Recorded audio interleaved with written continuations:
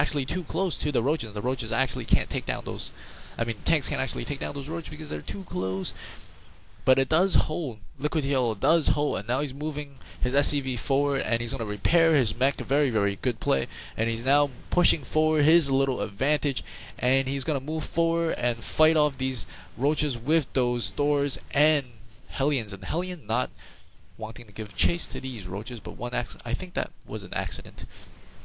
And we see a huge engagement between these units. Tanks are sieging up. Thors are getting in the action along with the Hellions. And looks like the Roaches are winning this battle. But the tanks are not getting taken down by the Roaches. They're focus firing on the Thors.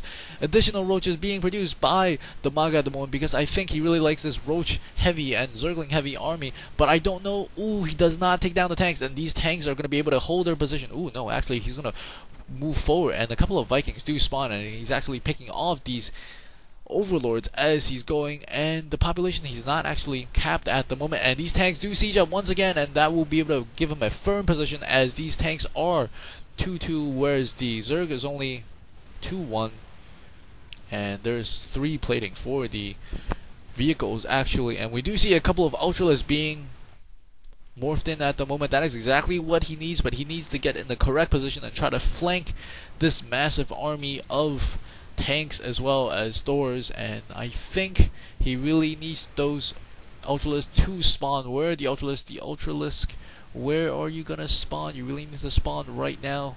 These tanks are holding a great position for LiquidTLO, forcing his opponent to sort of scramble. There's a lot of Zerglings on the side, but I don't know how much that's gonna do against this line of tank fire. Wow, that is great coverage from the tanks.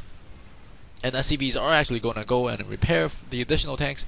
And now LiquidTLO, to add injury to insult, he's going to grab additional upgrades for his Vikings. I think that's a little bit unnecessary, but he's actually moving closer and closer. Transfuse does go off. He does save a Queen, but now he's going to push inside the main base. He might be able to take down the main base, and that might be it. And we do see additional tanks coming in to reinforce. The 7 Ultralisks has spawned, but where are they right now? Where are they? He really needs to get them moving. And the Ultralisks, where are the Ultralisks?